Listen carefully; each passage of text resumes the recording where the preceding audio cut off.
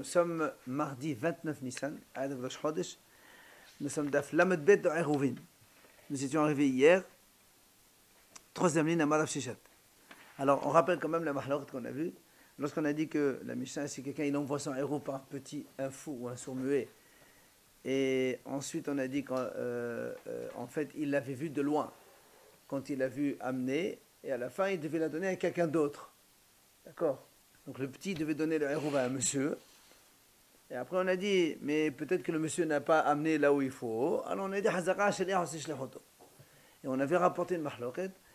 Donc Rav Yahiel, non, Rav Nachman, il a dit, dans la Torah, on ne dit pas qu'un shaliach il fait sa shlichut, il faut le confirmer. Mais dans les hachamim, les choses des hachamim, on admet que lorsqu'on donne à un shaliach de faire une mission, même si on ne l'a pas vu faire, il a fait sa mission. Par contre, Rav Sheshet, lui, dit non. Aussi bien dans la Torah que dans les hachamim, quand on demande à un shaliach de faire une shlichut, même si on ne l'a pas vu faire, eh ben on considère qu'il a fait la shlichut. Un shaliach en général, Rav, ou un petit... Ah non, normal, c'est normal, pas un petit. Même pour un normal, il faut le voir. Non, oui, Rav Nachman, il dit que quand c'est de la Torah, tant qu'il n'a pas confirmé avoir accompli la mission, tu n'es pas sûr de l'avoir fait. Il n'a pas dit ça pour le fou, le petit. Ah non, mais non. Le fou et le petit, tout le monde est d'accord que ça ne marche pas. Là, on parle que dans le fou et le petit, ils l'ont donné à quelqu'un d'adulte. Allez, Amar Rav Sheshet. Maintenant, Rav Sheshet, bien sûr, il va donc apporter des preuves à ce qu'il a dit. C'est-à-dire que même dans la Torah, on fait confiance au shaliach et on admet que quand on donne une mission à quelqu'un, ben normalement, il l'a faite. Amar Rav Sheshet, Mena minallah. D'où on sait cela? Il t'amène une Mishnah. Ditnan, Mishekarav ha'omer, hu tarikh hadash miyad. והחוקים מותרים במחסות היום. ואילך. משקרב העומד הותרי חדש מיד. Bien sûr, on est dans l'Omer. Il dit qu'on a offert, vous savez que le deuxième jour de Pessah, dans la nuit déjà, les Chachamim ils vont dans les champs, ils font moissonner l'Omer, après ils le font griller, moudre, tout ça, et après on apporte le Korban Omer le deuxième jour de Pessah. À partir du moment où on a apporté le Omer, hotari hadash miyad. C'est-à-dire dans toute la ville de Yerushalayim, ils sont au courant, par exemple à 9h du matin, on a fait le Korban. Tout le monde peut manger la nouvelle récolte, puisqu'on n'a pas le droit de manger la nouvelle récolte avant le Omer. Mais al-Hukim, ceux qui sont loin, qui ne sont pas au courant, ceux-là, ils peuvent manger qu'à partir du milieu de la journée, parce que, on va dire, on a la présomption que les Kohanim, ils ont fait le nécessaire, quoi, même si on n'a pas vu. Alors, c'est là où il dit, Rav Sheshet, voilà l'interdiction de manger de la nouvelle récolte, c'est la Torah. D'accord? Et pourtant, qu'est-ce qu'on a dit? Donc tu vois bien que là, que quoi? Si on permet aux gens de loin de manger la nouvelle récolte à partir du milieu de la journée, donc c'est qu'on admet que sans le savoir, eux, sans qu'ils le sachent, ils admettent que les Kohanim ont fait ce qu'ils ont à faire. Il n'y a pas de shaliach là, Rabbi. Si, Kohanim c'est shaliach. Kohanim c'est shlichut. Tu comptes sur les Kohanim, mais tu n'as envoyé personne pour voir s'il y a quelqu'un. Justement, moi je compte sur les Kohanim, ils sont shlichim d'Israël pour faire la korbanot. Donc ils sont mon shaliach pour faire ce qu'il faut faire. Donc même si, c'est comme si que je leur ai donné hier mission de faire cela. Et donc on considère que même sans les avoir vus, ils ont fait leur mission. Alors voilà Rav Nachman. Alors qu'est-ce qu'il dit Rav Nachman sur ça? Alors comment ça fait que Rav Nachman il dit mais la Torah on ne fait pas confiance? Voilà ici on a dit que les gens de loin, à partir du milieu de la journée, ils peuvent manger le hadash, la nouvelle récolte. Hatam, Rav Nachman il te répond c'est pas pareil. Il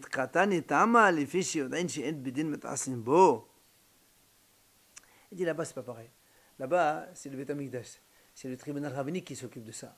Et un tribunal rabbinique qui ne va pas faire le fainéant. Le tribunal rabbinique, il fait ce qu'il a à faire.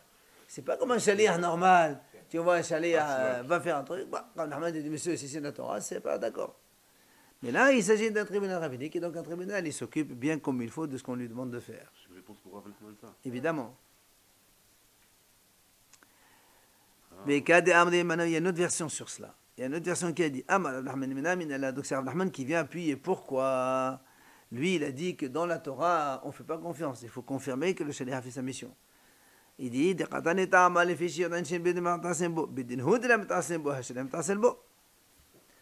alors ici, on fait la déduction contraire. Là-bas, Rav Nachman il a dit là-bas, comme il s'agissait de tribunal rabbinique, c'est pour ça qu'on faisait confiance. Mashma, que si ce n'est pas un tribunal rabbinique, on ne fait pas confiance. Donc tu vois bien que le shaliach, Rav Nachman il a raison, mais la Torah, on ne fait pas confiance à un shaliach. Il faut qu'on ait la certitude qu'il a fait ce qu'on a demandé de faire. Si on ne l'a pas vu faire, c'est pas sûr. Il y a une bonne déduction contraire. Le tribunal, il reste shaliach quand même. C'est justement, mais c'est un shaliach tribunal. Ça aurait été shaliach. On ne va pas tous envoyer des rabbinim faire des missions, non? Moi, j'envoie un ami à moi, il n'est pas nécessairement un grand rabbin. Au contraire, on va demander. Très bien, et justement, il te dit là-bas, pourquoi on admet que le shaliach est fait ses parce que c'est des rabbinim, c'est le tribunal rabbinique. Mais moi, quand je vois un shaliach faire quelque chose, c'est pas sûr que c'est qu'il l'a fait. Il faut peut-être donc vérifier, il a raison. Ah, et Rav Sheshet, alors qu'est-ce qu'il dit sur ça? Rav Sheshet, Amalach, Beddin, Ad Palgedéuma, Shaliach Kuleoma. Rav Sheshet, il te dit non. C'est vrai, tu as raison. Là-bas, c'est le Beddin. Mais ça ne veut pas dire que si c'est un shaliach normal, on ne fait pas confiance. La différence est que quoi? Que le Beddin, au milieu de la journée, déjà, ça y est, tu dis que c'est bon, il a fait ce qu'il faut faire. Le shaliach, tu attends toute la journée. Mais on fait quand même confiance. D'accord? C'est-à-dire, le Beddin, on admet qu'il a fait vite ce qu'on lui demande de faire. Le shaliach, tu lui donnes toute la journée pour faire ce qu'il faut faire.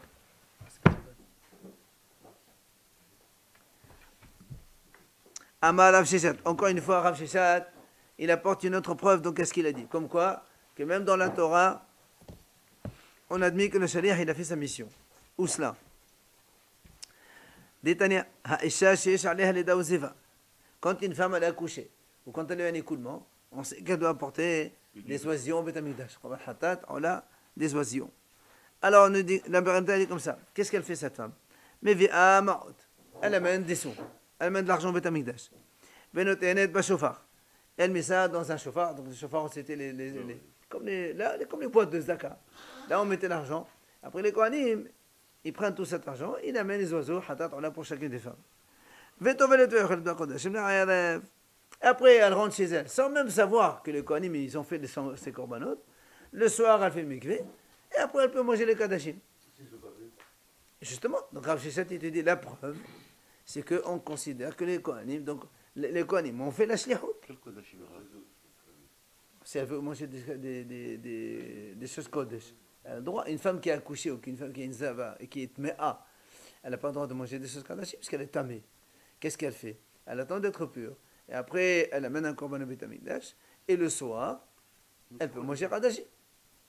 Si elle est kohanet, elle mange tromba. Si elle n'est pas kohanet, elle peut manger shlamim. Son mari, il a fait korban shlamim, korban toda, il a un petit garçon, il va remercier Hachem, il a le droit. Et donc, qu'est-ce qu'on dit ici?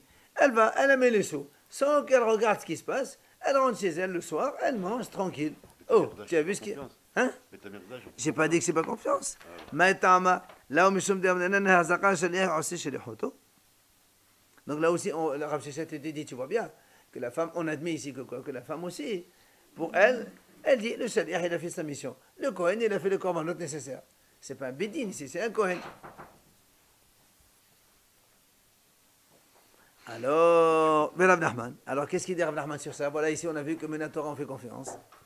Il te dit non, monsieur, Hatam Ketav Shemaya. Rav Nachman, il te dit là-bas, c'est différent. C'est comme il a dit Rav Shemaya. Qu'est-ce qu'il a dit? Il dit Amar Rav Shemaya, Hazaka en Bedin Shekohanim Amdim Shama'at Shechlok al-Ma'at Shebashofar. Il dit, Rav Shemaya dit comme ça. Il y a un tribunal rabbinique là-bas qui est responsable des korbanot des Kohanim. Et là-bas, le tribunal, il fait en sorte que tout l'argent qui se trouve dans ce chauffard, il doit être dépensé ce jour-là et offert ce jour-là. Parce qu'ils savent très bien tous que les femmes, elles rentrent chez elles, parce que des femmes, des fois, elles habitent loin. Il faut 3-4 heures de route. Elle ne va pas rester plantée ici jusqu'à ce que le Kohen fasse le korban, et après, la nuit, il ne peut pas rentrer chez elle, et le lendemain, etc., etc. Alors, les Kohanim, ils font en sorte que tous les korbanotes des avim et des dots, des femmes qui ont accouché ou qui ont des écoulements, ils soient approchés, offerts le jour même. Et donc, c'est pour ça qu'on fait confiance. Parce qu'il y a déjà quelqu'un qui veille sur ça. Le chauffard des avim et des médotes, c'est spécial. Oui, chauffard, parce que c'est des enfants qu'on achète. D'accord? Voilà une deuxième preuve de Rav Sheshet, comme quoi dans la Torah aussi on fait shlichut. C'est pas une preuve ça. C'est pas un shaliach. Tu vas retirer au Beth Amikdash, tu es carrément dans l'endroit des korbanot. Et alors? Tu as envoyé personne. Si tu envoies quelqu'un. Mais c'est le Kohen qui mange shaliach. D'accord, mais tu es au Beth Amikdash. Ils sont les manim quand même, le Beth Amikdash et les Kohanim. C'est pas comme un shaliach normal. Non, parce que si on n'a pas cette. Il n'y a même pas de shaliach. Tu lui dis tiens, fais-moi le. Tu fais rien du tout. Tu mets le argent et tu t'en vas, toi. Le shaliach. Encore plus. Tu dis, tu lui dis rien du tout et tu t'en vas. Amar Rav Sheshet, Rav Sheshet, il apporte une troisième preuve. Maintenant, Minallah, encore une fois, Rav Sheshet, il nous montre que Minat Torah, on fait confiance à un shaliach qu'il a fait bien sa mission. Détania, Ha'omer la Havero, c'est ou la qit lecha te'enim mitte'enate. Quelqu'un, il a un copain, lui, il dit, tu vas dans mon champ, j'ai des figuiers, va cueillir des figues et tu manges. Comme ça, il lui dit. La Gemara dit, Ochel mehen aray, si il mange de façon provisoire, il peut manger sans maaser. Vous savez que quand on a dit déjà que pour prélever, c'est quand on fixe le manger, on est obligé de prélever avant de manger. Mais si c'est de façon provisoire, par exemple, en cueillant, il mange une figue ou deux figues, c'est pas un problème. S'il ne s'assoit pas pour manger, il ne se fixe pas, et ça s'appelle manger aray, sans prélever le maaser, on a le droit. Donc celui-là, Ochel mehen aray. C'est pas son champ. C'est moi, je te donne l'autorisation. Oui, mais qu'est-ce qu'il va prélever? Moi, tu m'as dit que je vais prélever. Moi, tu m'as dit Attends, de manger dans mon champ. monsieur, si moi j'ai une récolte, tu n'as pas le droit de manger ma récolte si je n'ai pas prélevé. Et en quoi il est chaliar? Attends. Uma'asiran vaddaï.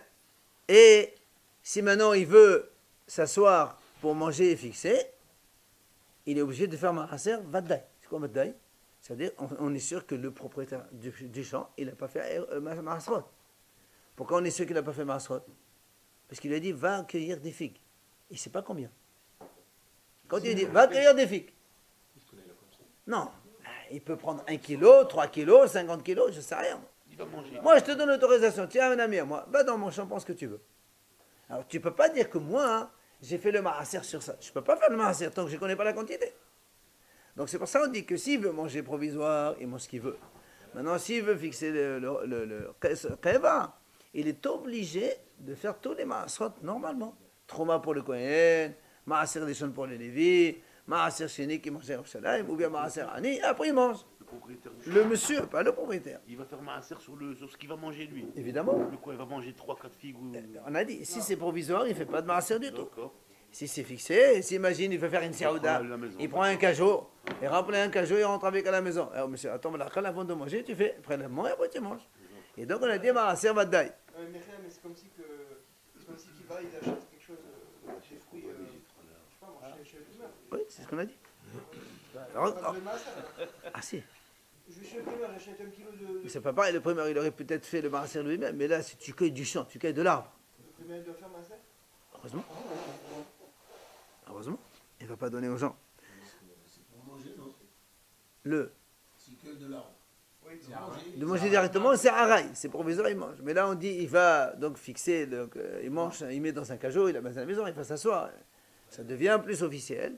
Là, il doit prélever tous les maaser et les troumas. Ça, c'est le premier cas. Regardez le deuxième. Il lui donne un panier. Il dit, voilà, tu prends ça, et tu vas remplir le panier avec des figues de mon champ.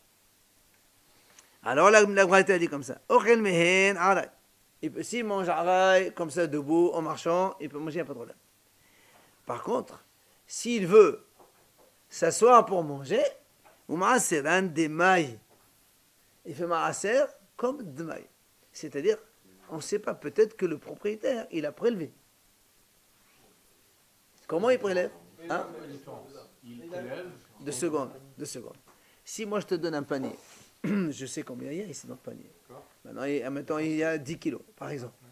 Et moi, j'ai un champ. Quand toi, tu t'en vas, par exemple, avec ça, moi j'ai dit, attends, ici, il ne va pas prélever ce monsieur. Je vais prélever pour lui, comme ça, moi je suis tranquille. Donc toi, tu ne sais pas si moi j'ai prélevé ou pas. Alors tu es obligé de faire un certain maille. D'un maille, je ne sais pas, est-ce qu'il a prélevé le patron ou pas sur ça ou pas, je ne sais pas. Mais c'est pas, non, maaser de maï, quand on prend récolte de maï, on ne prélève pas la trauma, parce que la trauma, tout le monde sait que les ignorants, ils le prélèvent. Et le maaser des choses ne prélève pas, parce qu'on n'a pas la preuve. On fait que le maaser chéni sur ça, on fait transfert de douche et tout ça. Donc la différence, c'est qu'ici, on nous dit, tu fais maaser de maï. Contrairement à tout à l'heure, où le propriétaire ne connaissait pas la quantité, et donc il ne peut pas prélever sur une quantité non connue. Là, lui, il prélève tout. Maaser va daï, le premier cas. Le maaser de maï que tu as dit, toi, c'est quoi? C'est quoi transfert? Quel transfert il fait? Maaser chéni. Non, mais c'est maaser chéni, oui, mais pas maaser de maï. Maaser de maï, c'est pas ça. Quand tu... Regarde, de maï, c'est une récolte de quelqu'un, on ne sait pas s'il a prélevé ou pas. Okay. Comme tu ne sais pas. La trouma, les ignorants, ils prélèvent tous. Donc, je n'ai pas besoin de prélever. Le maaser des shon, c'est je suis pour donner au Lévi. Comme c'est pour donner au Lévi. Le Lévi vient et me dit, donne-moi ma assertion. Je dis, tiens, une preuve que l'autre, il n'a pas prélevé. Donc, on dit, Ahzaka, on ne fait pas sortir de l'argent de quelqu'un sans preuve. Mais il reste Maaser Sheni. Comme le Maaser Sheni est Kadosh, qu'est-ce que tu fais? Tu prélèves le Maaser Sheni. D'accord? Tu es obligé de prélever. Parce qu'il faut le manger à Yerushalayim. Mais peut-être que l'autre, il a prélevé déjà. Tu fais un transfert de Kedusha. Comme le Maaser Sheni est vrai. Comment il a pu prélever? Ils sont encore On dans sait pas, c'est de Alors, non. Alors, justement, c'est ce que l'Agmara va dire maintenant. L'Agmara va dire maintenant. Bamed Valim Amodim. Écoutez bien. L'Agmara dit ici, s'il vous plaît, écoutez bien la différence. De quoi on parle ici? Be'am ha'adas. Que le monsieur qui est parti, le copain qui est parti cueillir dans le champ, c'est un ignorant. C'est ça, on dit, s'il lui donne un panier, s'il va cueillir, il fait Maaseh Vadaï, et s'il lui donne un panier, il fait des mailles. Aval, Behaver, pardon, si le propriétaire du champ est un ignorant, mais si le propriétaire du champ est un Haver, c'est-à-dire un Talmid Hacham, il ne laisse pas comme ça faire des péchés, Ochel, Rabbi il dit, si moi, mon champ il est à moi, et moi je suis Hacham, j'envoie un ami, je dis écoute, voilà un panier, va accueillir là-bas, d'accord? Va prendre ce que tu veux qu'on figue dans le panier, et tu t'en vas. Rabbi il dit, il peut manger sans rien prélever. Pourquoi? C'est sûr que tu vas le faire toi. Parce que Rabbi il dit, comme moi je suis Hacham, on ne peut pas imaginer que le Hacham, il s'en fiche, et que l'autre, peut-être qu'il ne va pas prélever, il va manger sans prélever. Alors qu'est-ce que je fais? Moi je le couvre. Rabbi dit, moi je couvre l'ignorant que j'envoie. Qu'est-ce que je fais? Je prélève. On peut prélever à distance, c'est pas un problème. Et non, dans ces cas-là, lui il peut manger sans rien. Il peut manger sans rien prélever. Imaginons, je lui donne un panier de 10 kilos.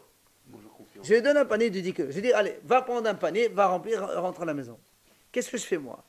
Quand lui il s'en va, moi je prends, j'ai dans mon champ, j'ai plein de champs, j'ai d'autres figuiers. Je prends, j'ai dit, celui-là prend 10 kilos, voilà, il faut 1 kilo de Maaser Rishon, 1 kilo.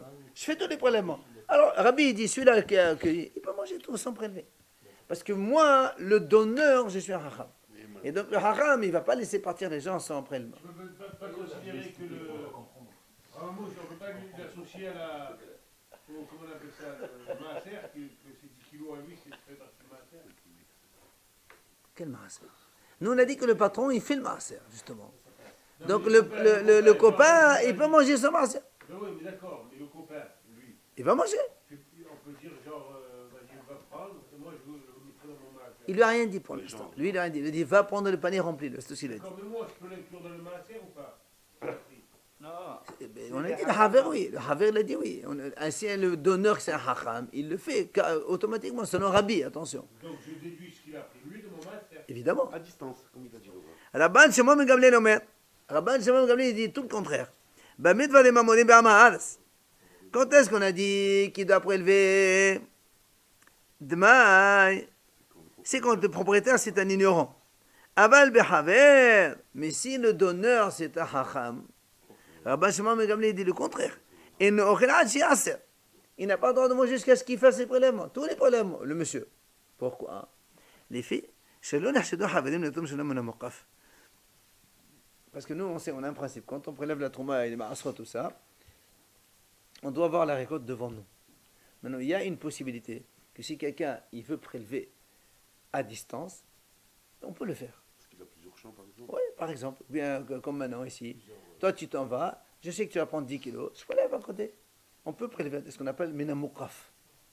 Seulement, lui, Rabban Shimon ben Gamliel dit, les hachamim ne prélèvent pas comme ça. Hachamim, ils prélèvent sur place. Il faut pas, on n'accuse pas les hachamim, on ne soupçonne pas les hachamim de faire des prélèvements à distance. Parce que ce n'est pas tout à fait bien. Il vaut mieux le faire quand tout est là devant toi. Et donc, Rabban Shimon ben Gamliel, qu'est-ce qu'il dit? Comme moi, le hacham, je t'ai dit, mon copain, va dans mon champ, avec un panier, prends 10 kilos. C'est sûr que je n'ai pas prélevé. Rabban Shimon ben Gamliel dit, parce que moi, je ne prélève pas à distance. Donc toi, c'est sûr que tu vas prélever. Voilà la différence contraire, d'une extrême à l'autre. Rabbi dit, c'est sûr que moi, comme je suis un hacham, je vais prélever pour lui éviter de faire des péchés. Et donc lui, il ne fait rien du tout. Et Rabban Shimon ben Gamliel il dit, non, tout le contraire. On ne soupçonne pas les haramim de faire des prélèvements à distance. Donc c'est sûr que moi, je n'ai pas à prélever. Et donc c'est sûr que l'autre, il doit prélever vadaï, pas même pas de maille. D'accord? Qu'est-ce qu'il dit Est-ce qu'aujourd'hui, on peut faire le maaser, par exemple, quelqu'un, on prend de l'argent à quelqu'un, il ne rend pas. À la fin de l'année, tu dis, voilà, ça fait 2000 euros, tu ne le rends pas, tu as fait du maaser. Tu enlèves ça du maaser? Non, pas du tout. Parce que si un jour ils te remboursent, tu vas les oublier. Mais s'ils ne remboursent pas, tu sais. Pour l'instant, tu ne sais pas. S'ils sont morts, voilà, ils sont morts. Il n'y a pas ils sont morts. Ah, Rabbi Shimon Gamliel il a dit, messieurs, Tu remets 2000, tu remets 2000 à droite. Tu remets 2000 à droite. non, on ne parle pas de ça. Nous, on parle.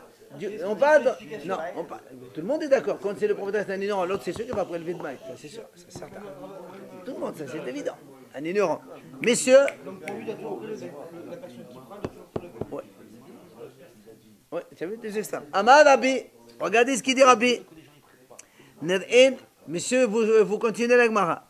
Rabbi dit, Nir'in devarai me devrait abba. Mes paroles à moi me semblent plus convenables que celles de mon père. Parce que Rabbi Shimon Gamliel, c'est son père. Rabbi Shimon Gamliel, c'est le père de Rabbi.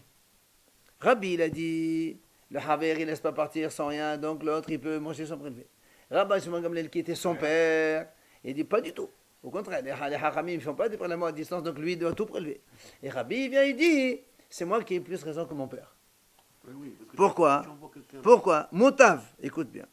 Motav, qu'est-ce qu'il dit Rabbi? Il dit, c'est évident. Quand on pèse les deux dans la balance, c'est mieux que le Hacham, il prélève à distance, plutôt que l'autre, il va manger du tevel carrément. D'accord? C'est jamais s'il ne prélève pas l'autre, c'est ça? Et justement, c'est pour ça. Alors, moi, le Hacham, quand j'envoie un ignorant, je dis, va manger, va prendre dans mon champ. Je préfère être tranquille et je prélève, même à distance. Comme ça, moi, je sais qu'il va manger de la récolte prélevée, plutôt que de dire, non, moi, je ne prélève pas à distance. Et lui, il va croire que moi, j'ai prélevé, il va manger du tevel. Non, non. Donc, Rabbi, il dit, moi, plus raison que son père. Il donne un argument. Et non. Il n'a pas besoin de dire les paroles sont. Il faut appuyer. Il a raison de l'argumentation. L'argumentation, elle est valable, l'argumentation. C'est récolte non prélevée. Alors, messieurs, voilà la conclusion de tout ce qu'on a dit. Les Tamidim par rapport à l'oral. Ils sont droits. Avec Kavod, bien sûr, si on a une argumentation, c'est évident.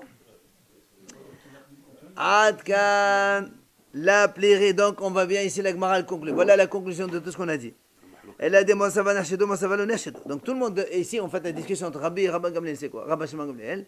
Est-ce qu'on soupçonne les Hachamim, oui ou non, de faire des prélèvements à distance, oui ou non? Mais, aval, mais ça veut dire, si on ne les soupçonne pas, tout le monde est d'accord que quoi? Qu'un shaliach, il fait sa shahud.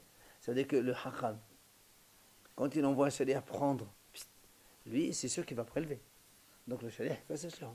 Minatora. Voilà l'appui de Rav Sheshet. Le shaliach, Ma'asir, c'est Minatora. Trouma, Ma'asir, tout ça, tous les paroles, c'est Minatora. Je veux dire, les paroles de Rabbi, elles sont. Ils vont me prélever à distance.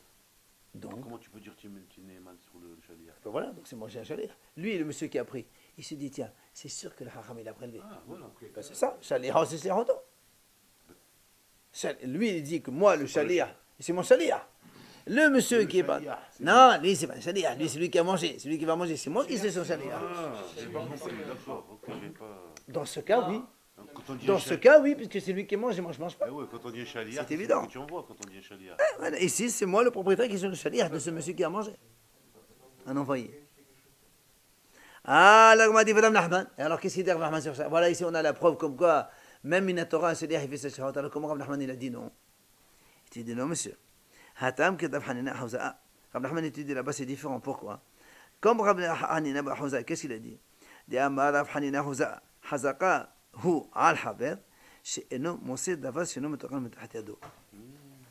Il dit, on a une certitude qu'un haver, donc un hacham, il ne fait jamais sortir un obstacle de son domaine.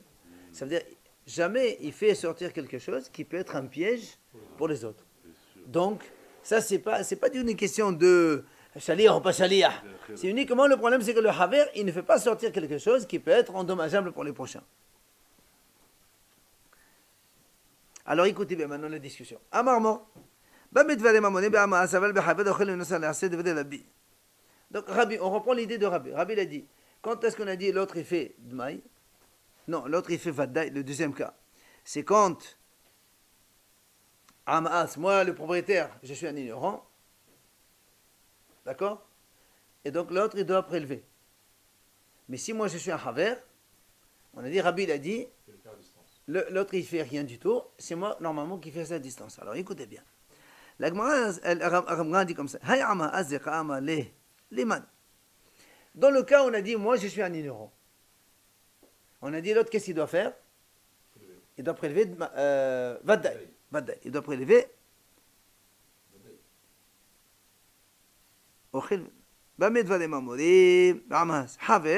c'est ça. Donc si c'est moi je suis Amad, c'est ça on a dit, donc voilà, il a dit, s'il prend un panier, il prélève Vaddaï. La Gemara dit, donc le propriétaire, à qui il envoie? Est-ce qu'il envoie Amaz ou un Hacham? C'est ça la question. On ne sait pas qui envoie qui. Toi, nous on est en train de parler de moi pour l'instant. Moi, mais celui que tu envoies là, c'est qui ça? Attends, on pose la question. Et les si tu vas dire que le monsieur que tu envoies c'est un ignorant comme toi, qu'est-ce que tu vas lui dire toi? Si c'est un Ma'al, il faut qu'il prélève. Mais Hassan Dmaï, mais ça y est, est-ce qu'il va t'écouter lui? Si le Shaliach il est Amar, il va dire je ne prélève même pas, pourquoi il va te prélever? Non, il est Amar. Moi, mon champ, moi je suis Amar. Alors tu t'en fiches qu'il prélève? Qu'est-ce que je m'en fiche? Ça va pas, non? Nous on a dit que quand on envoie quelqu'un, il doit prélever Dmaï. Il doit prélever Vaddaï, on a dit. Alors l'Agma a dit, mais le monsieur que tu vois c'est qui? Si c'est Hamas, tu crois qu'il va t'écouter quand tu vas lui dire va faire Marcel? Il va se dire c'est lui qui fait, moi je m'en fous, Hamas c'est Hamas, c'est pas un problème. Et là, l'Agma a dit qu'on est obligé de dire que quoi? Ben Hamas c'est ramener la Haver. Donc on est obligé de dire que moi je suis un ignorant, donc le propriétaire du champ, j'envoie Hacham. Je lui dis voilà, va cueillir dans un Hacham, je lui dis vas-y cueillir dans mon champ. L'Agma a dit dans ces cas-là il y a un problème. Le quoi? Et ma sefa. Comment alors Rabbi dit Rabbi,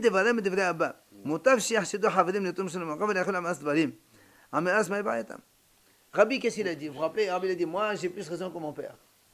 Pourquoi? Parce que je préfère que le hacham, moi, je prélève et évite. Mais si tu dis que là on parle de moi je suis un ma'al, c'est l'autre il est un haver, ça marche plus. On ne peut plus dire ça. Comment Rabbi peut dire, moi j'ai plus raison que mon père parce que moi... Très bien, mais nous on a dit, monsieur... Tu viens de me dire maintenant que moi, un Ma'aras, et lui, c'est un Haver. Oui, mais c'est un autre cas. Mais c'est le Hakam, c'est le Shaliach qui doit prélever. C'est le Hakam. Oui. C'est comme le consistoire. Non. Nous, on a dit de quoi on parle dans un Ma'aras. Le propriétaire Hakam. Non, on a dit... Mais dans le cas où le propriétaire est un Ma'aras. Alors comment Rabbi dit comme ça?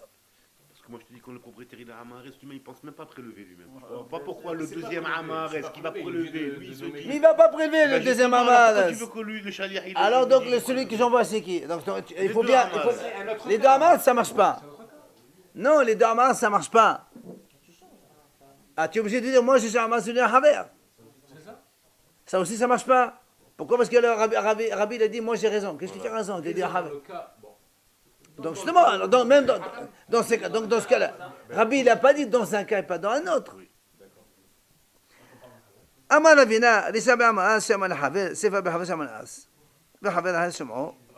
Il dit comme ça, regardez ce cas. La Gemara solutionne, elle dit, la Récha, effectivement, le premier cas c'est Amaas qui a dit un Haver. Donc Amaas il dit un Haver. Donc le Haver c'est sûr qu'il va faire prélèvement, donc ça c'est on le sait. La Sefa, le deuxième cas, c'est un Haver qui a dit un Ma'as. Mais, Haver Ahad Shum'o. Il y avait un autre Haver qui a entendu ça. Écoutez bien. Rabbi Savat, il faut écouter la suite. Rabbi Savat, Oto Haver Ochel Unesane Ased Vadde Ased Ma'ased. Haver Kama Alabe. Voilà, Benjamin Golem le Khalzi Ased Vishnat de Haver Mtam Jamais Mokaf. Comment c'est dit comme ça? Voilà, ici, moi je suis un Haver. J'envoie un Ma'as. Moi, j'envoie un Ma'as cueillir dans mon champ. Et un autre Haver, il a entendu. Que moi, j'ai envoyé un Ma'as qui va cueillir dans mon champ. Alors, Rabbi te dit, monsieur, ce Haver-là qui a entendu, il va manger Il a rien entendu. Il a entendu. Et il va manger. Si le vigneron, il lui donne de cette récolte, il mange sans faire maaser. Pourquoi? Parce qu'il a entendu que c'est le haver qui lui a envoyé. Et le haver, il sait qu'un haver, il fait le prélèvement, il ne donne pas des choses à faire des péchés. Rabban Shimon Gamliel il dit non, le haver, il ne va pas manger, il faut qu'il prélève. Pourquoi? Parce que le haver sait que l'autre, il ne prélève pas à distance. Voilà. Donc on a solutionné le problème. Vous avez compris? Donc tu ne peux pas dire que c'est un hamas qui envoie. On ne peut pas dire que c'est un haver qui envoie un hamas, ça ne marche pas non plus. Alors on a trouvé une solution, laquelle? C'est un haver qui envoie un hamas et un autre haver qui écoute. Il faut bien le solutionner. Si tu ne trouves pas ça, tu as un problème. Comment tu veux expliquer tout à Braïda? Hamas, non, il invite, Hamas, il invite. Hamas, il invite, viens manger chez moi ce soir. Et là, il ne doit pas prélever sur quelque chose qu'il va manger chez quelqu'un d'autre. Heureusement. Si tu vas chez un ignorant, tu ne manges pas sans prélever. Et alors, aujourd'hui, tu vas chez quelqu'un qui ne mange pas cachère, tu manges comme ça n'importe comment? C'est pas pareil, ça. Moi, c'est pas pareil. C'est pas pareil. Mais comment vous voulez, il va manger, comment vous voulez qu'il mette de côté? Il lui dit, monsieur, donne-moi ton panier, je prélève pour toi. Selon Rabbi Shimon Gamliel. Mais selon Rabbi, c'est bon, le Rabbi, il a fait les prélèvements. Le problème, il est sur la sifa, il n'est pas sur le... Quand le propriétaire, il est haram, c'est comme le propriétaire, il est hamal. Le problème, il est là. Si tu te mets... Oui, c'est pour ça qu'il dit. Il dit, le propriétaire, il est haver, et il y a un autre haver à côté. C'est pas le cas, c'est pas ce cas. Nous, on parle du cas où le propriétaire, il est hamal. Non, parce que non, si le propriétaire est hamas, le problème ne se pose pas. On a dit que quand le propriétaire est hamas, le haver, il va prélever de toute façon. S'il est haver, mais s'il est... Et s'il est hamas, il ne va pas prélever. Donc, qu'est-ce que tu me dis ici qu'il faut prélever? Demain, quel mahlouk? C'est quoi le mahlouk ici? Il n'y a pas de mahlouk ici. Il n'y a pas de mahlouk, c'est évident. Et il faut trouver un cas dans lequel les deux ne sont pas d'accord. Il dit, voilà, c'est haver qui dit hamas, c'est l'autre haver qui a entendu. Non. Évidemment, c'est lui qui va consommer. Voilà donc la mahlouk entre les deux. Alors, donc, c'est ça la mahlouk entre Rabbi qui a dit l'autre il peut ne pas prélever parce que le haram c'est sûr qu'il prélève. Et Rabbi Shimon Gamliel il dit non, monsieur, il doit prélever parce que le haver il ne prélève pas à distance. Et c'est là où Rabbi il a dit c'est ce qu'on a dit. Donc Rabbi il a dit on préfère que le haver il fasse un prélèvement à distance plutôt qu'il ne fasse pas de prélèvement et l'autre va manger du tevel. Au contraire, il n'est pas d'accord avec son père. Et non, son père il a dit qu'il faut que l'autre il prélève. C'est lui qui va manger. Rabbi Shimon il a dit qu'il faut qu'il prélève. Rabbi il a dit non, le haver le deuxième il mange sans prélever. Alors, c'est quoi la mahlouk entre Rabbi et son père? La Gemara dit comme ça. Rabbi, ça va. نحل للعبد العبد هو السوداء قليلا ولا العبد عماس السوداء طبع ربا شو ما قبل سبعة نحل للعبد العبد عماس السوداء ربا بيوفر السوداء قليلا العبد لا العبد il dit c'est quoi la mahlouk entre les deux? C'est simple.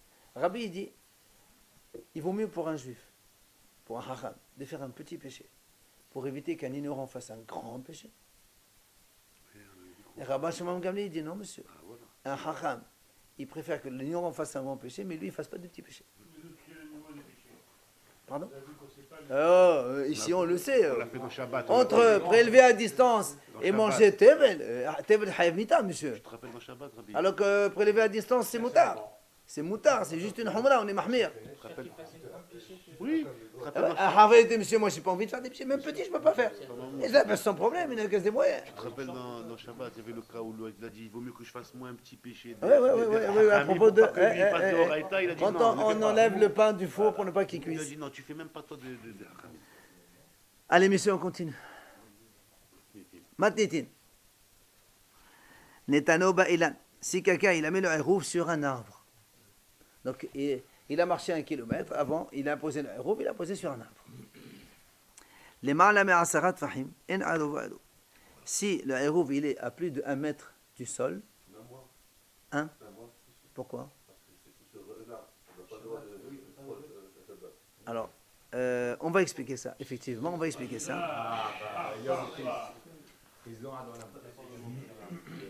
Alors, si on met donc le hérouf sur un arbre au-delà de 1 mètre du sol, le hérouf, il n'est pas hérouf. Pourquoi au-delà de 1 mètre du sol? Parce que quand on est au-dessus de 1 mètre, l'arbre, c'est un domaine privé. Puisque, en général, il est bien large de 4 fahim. Donc une hauteur de 4 fahim sur un autre 1 mètre, l'arbre c'est un domaine privé. Toi tu es dans Shota Rabim, et on ne peut pas prendre le Eruv dans Shota Rabim Shahid. Donc quand on n'a pas accès donc, au Eruv, le Eruv ne marche pas. Donc ça marche pas. Attends. Les matame asarat fahim, Eruv ou Eruv. Si maintenant on le met à moins de 1 mètre du sol, alors celui qui se rappelle, quand on est à moins de 1 mètre du sol, c'est pas comme le sol. Même c'est quand on est à moins de 3 tfahim. C'est très bien, c'est carmélite. Quand on a 4 tfahim, on est à moins de 1 mètre du sol, ça s'appelle carmélite. C'est entre les deux. Et alors, pourquoi on dit Eruv, la Gemara va expliquer plus tard, que étant donné que carmélite, entre le fait de déplacer un objet de Shota Rabim jusqu'à carmélite, c'est uniquement des hachamim, c'est à sourd que des hachamim. Et là, le Eruv, il prend effet ben hashmashot. Et quand on est ben hashmashot, tout ce qui est des hachamim, on a le droit de le faire selon Rabbi. Ça veut dire que quand il y a Shota Yahid, Shota Rabim, c'est une interdiction de la Torah. Même ben hashmashot, c'est assourd de faire ça. Mais quand il y a une interdiction de hachamim, ben hashmashot, Rabbi dit on n'est pas gozé, on peut le faire. Par exemple, hier on a vu, quelqu'un il a oublié, il n'a pas branché la plaque Shabbat. On est la Shkira, on est 4-5 minutes, 10 minutes après la Shkira. Tu vas vite faire appel à un goy, donc on fait une tentative de haramim, le goy te la branche. Donc c'est une intention de haramim de dire au goy de le faire. La Shkira, c'est vous avez haramim ou pas? Non, la Shkira c'est Shabbat. Et 13 minutes, donc quand on est dans les 10 minutes après la Shkira, après c'est fini. Après la Shkira, tu parles. Après la Shkira. Toi, tu n'as plus le droit de faire, c'est fini, Shabbat, c'est Shabbat. Mais tu dis à un goy, branche la plaque dans les 13 minutes après la Shkira. Après, c'est terminé. Voilà. C'est pour ça qu'on dit, quand c'est Minatora, même Ben Hashmashot, c'est assourd. Mais quand c'est des Hachamim, Ben Hashmashot, c'est motard. C'est Rabbi qui dit ça. Et on peut faire comprendre au goy? Pendant Shabbat, non. Le comprendre, le faire comprendre. Non, non. Oh là là, j'ai failli la faire. Ah, mon chou, tu mangeras froid. C'est facile comme ça. Ben, tu mangeras autre chose. Ah, si on n'a pas branché la plaque pendant Shabbat, c'est assourd de la brancher, ça c'est évident. Quand tu es à l'hôtel, il y a la On s'en fout, c'est terminé. Non, mais on ne discute pas, c'est une halakha, ça, c'est pas une maras. Non, il t'a dit, il n'y a rien à voir. Non, Yom Tov, non, Yom Tov, l'électricité, bien sûr, c'est pareil. Tu peux pour une communauté. Je veux dire. Pour plusieurs pour les Yom synagogues. Tov, le feu. Non, pas ça. Il n'y a pas d'électricité. Non, ça c'est différent, c'est Tzor Rabim. Tzor Rabim, Tzor Mitzvah, c'est différent. Messieurs, j'ai fini la Mishnah. Moi, je pour une synagogue. Tu n'as pas le droit de faire un goy qui t'allume. On a le droit, c'est Tzor Rabim, Tzor Mitzvah, c'est pas pareil. Alors, on finit la troisième édite de la Mishnah. Netano, Babor. Je t'ai fait une rachaïm.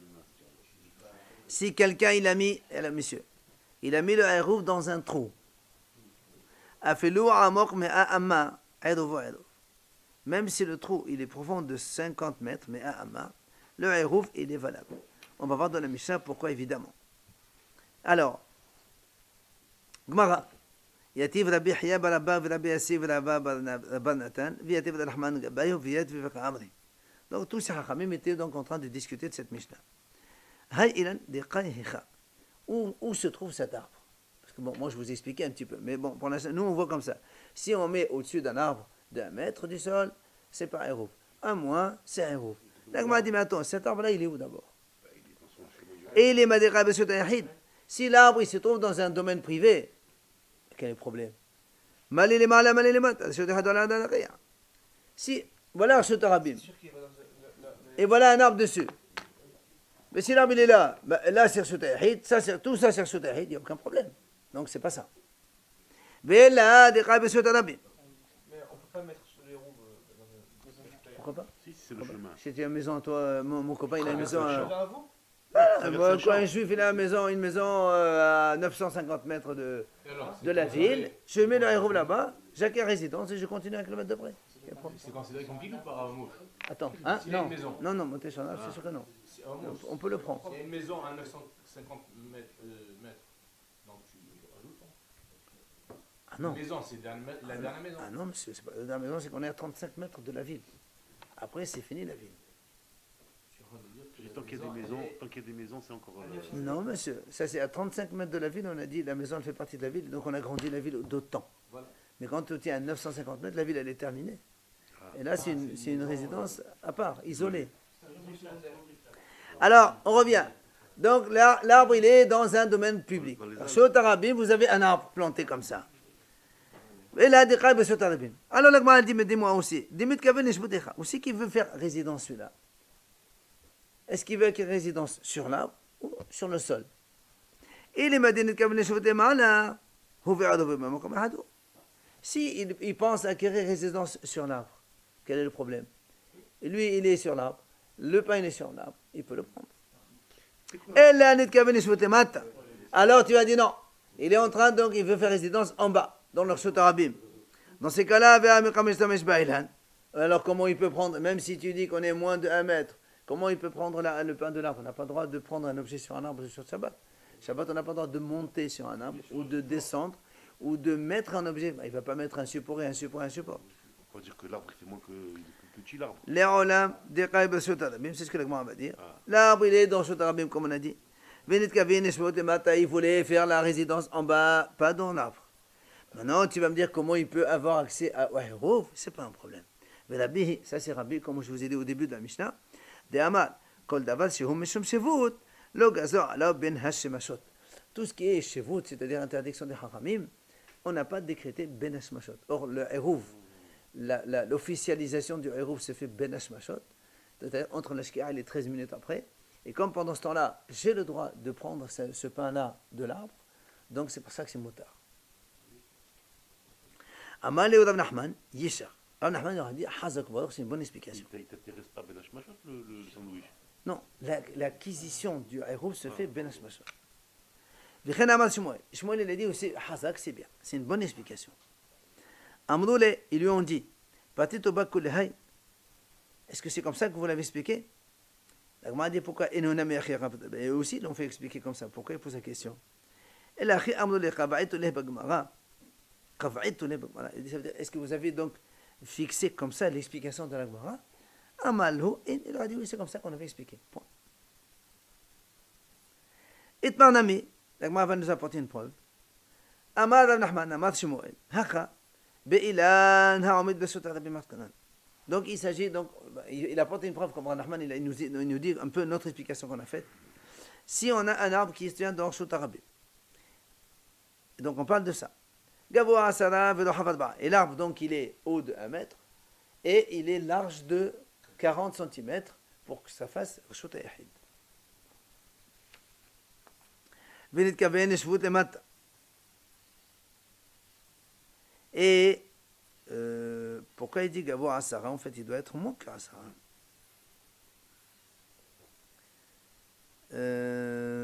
Alors, où c'est qu'il dit?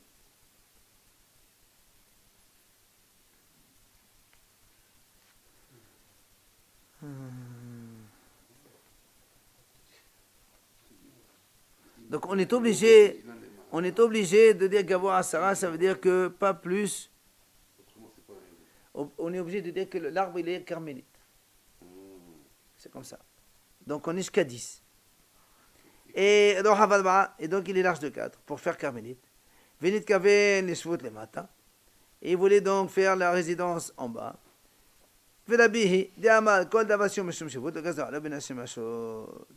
D'accord? Donc c'est Rabbi qui a dit ça, que quand on est donc dans une carmélite et que l'extérieur c'est la Shota Yahid, ou bien on peut dire aussi que l'arbre ici est Shota Yahid, mais on se trouve dans un carmélite. On n'est pas obligé. Non, lui il a dit Shota Rabim. Non, il a dit il a l'armée de Shota Rabim. Donc on est obligé de dire que l'arbre fait moins que 10 tfahim. Rav Nachman il apporte la preuve comme quoi c'est comme ça qu'ils ont expliqué. C'est une preuve, il ami. Rav Nachman, il appuie ce qu'on a dit. Oh, exactement, c'est exactement ce cas-là dont on a parlé. L'arbre, il est dans Shotarabim, il est large de 4, il est haut jusqu'à 10, pas 10, jusqu'à 10. Donc ça fait un carmélite. Et donc, comme de carmélite à Shotarabim, c'est une interdiction des haramim. D'accord? Or, Ben Hashemashot, le moment où le Hérouf va faire office, donc on va l'acquérir, c'est permis de transporter de carmélite à Shotarabim selon Rabbi. Et donc, il n'y a aucun problème. Et donc, l'Hérouf, il est valable. C'est ce qu'il a dit, donc, Rav Nachman, pour appuyer ce qu'on vient de dire. Amalava. Lo shanu, ella be'ilan ha'omed husa ibada shel Hérouf. Aval, Et là, نعمد بتوع عبودة شلنا في اللون اللي معنا مع صلاة هذه زي عذوب دي متى كمان دي مليات دمية. Rabat, il vient et dit comme ça. Ce qu'on vient de dire maintenant, que lorsque le Hérouv, il est au-dessus de 10, c'est sur Yahid, et on n'a pas le droit. Mais quand on est à 10, c'est Karmélite et on a le droit. Ça, c'est valable uniquement. Et là, c'est que l'arbre, il est en dehors de la vie. C'est le cas. Très bien. Maintenant, il dit aval. Mais, et là, si l'arbre, il se trouve dans Ibourachel. Rappelez-vous, on avait dit tout à l'heure que ce qu'on appelle Ibourachel, c'est à chaque fois. Chaque fois qu'on est dans le. Quand on a de 35 mètres qu'on rajoute à chaque maison. Ça veut dire que quand on a. Vous avez une ville. Vous avez une ville qui s'arrête là. Si à moins de 135 mètres, vous avez une maison, la ville, elle continue là. Et ainsi de suite. Alors lui, il dit. C'est ça. Si l'arbre, il est à plus de 35 mètres, on fait ce qu'on a dit maintenant. Mais si l'arbre, il se trouve à moins de 35 mètres de la ville. C'est pas que ça marche pas, au contraire. Pourquoi il met son Hérouv à moins de 35 mètres de la ville? Il a besoin de 30 mètres de détestation supplémentaire. Mais il n'a pas besoin de mettre un Hérouv. Si, puisqu'il va aller 1 km de plus. Nous, on a le droit que... Là, il veut gagner 30 mètres. Voilà, et des fois, tu es à la maison, elle est à 1 km 20. Il a besoin de 60. Non, il a droit à 1 km déjà. Il a 1 km déjà. Donc il y a 25. Alors, dans ces cas-là, lui, Rabat, il dit comme ça. Mais si l'arbre il est à moins de 35 mètres de la ville, même si l'arbre il est haut de plus de 1 mètre, c'est moutard. Pourquoi? Voilà, c'est Rabbi, on n'a pas le droit. Il dit non. Regardez ce qu'il dit Rabat. Il dit, c'est moutard pourquoi? Parce que Hérouv des matins, qui est des manières d'Amia. Il dit parce que quand on est dans le Hérouv de la ville, tant qu'on est encore dans la ville, on va comprendre comme ça, on considère que la ville c'est tout Yahid. C'est comme un terre-plein. Que la ville, c'est pas la terre elle est là et l'arbre il est ici. On considère que tout c'est plein de sable de partout. Et donc quand tu es sur l'arbre, en fait tu es sur la ville, c'est au même niveau. On n'est pas en train de déplacer d'Arshut Yahid, d'Arshut Rabim. C'est Arshut Yahid. C'est ce qu'il dit Rava. Si l'arbre il est à l'intérieur des 35 mètres, c'est motard même si le Hérouv il est à plus que 1 mètre. Pourquoi? Parce qu'ils considèrent que quand on est dans la ville, ou donc le Hébour de la ville, ce qu'on appelle à moins de 35 mètres, c'est comme si que la terre elle est pleine.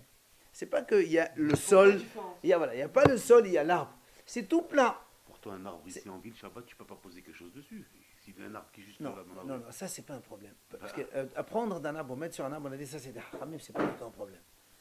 Comme c'est Bedash Machot. Le problème ici, c'est quand l'arbre il est un sout Yahid. Et que donc nous, on a dit c'est Minatora, c'est un sourd. Il vient Rabat, il dit non. Si ça on est à l'intérieur de 35 mètres de la ville, même l'arbre il est à plus de 1 mètre sur Yahid, le Hérouv il est quand même valable. Pourquoi? Parce qu'il considère que toute la ville avec cette distance-là, c'est tout plein. Et donc en fait, il n'y a pas un arbre comme ça et le sol ici. Considère que tu es à la même hauteur que le sol, et donc tu prends ton Hérouv ici, il n'y a pas de problème. Ça c'est l'avis de Rabat. Il ne va pas pouvoir marcher à 2 km. Il va pouvoir marcher à 2 km. À 1 km 30. Ouais, c'est ce qu'il voulait. Il a fait Hérouv rien que pour ça. Lui. Nous, on veut savoir est-ce que la Hérouv est valable ou pas. Alors Rabat, il te dit oui. On peut mettre un Hérouv même par terre, sans mettre de l'arbre. Oui, mais on sait bien. Mais lui, il ne va pas le mettre par terre, il va être écrasé. Il le met sur un arbre pour qu'il soit un peu protégé. D'accord? C'est là où l'Agma a dit, l'Agma a dit, mais dans ces cas-là, si tu dis qu'on parle comme ça, qu'on considère que c'est plein, hein, et bien dans ces cas-là, même en dehors de même en dehors de 35 mètres,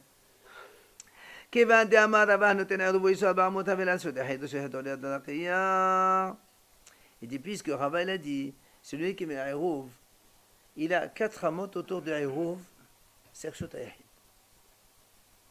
Donc même si tu mets ton Hérouv sur un arbre, ben, tu as les 4 amotes autour du Hérouv, c'est ton Arshut Yahid. Donc même si toi tu es là, et l'arbre il est là, comme ça, mais comme on est à moins, entre là et là, il y a moins de 4 amotes, Rava il a dit, il n'y a pas de problème. C'est un Arshut Yahid, Rava il a dit. Et ça aussi c'est Arshut Yahid. Donc je peux prendre mon truc.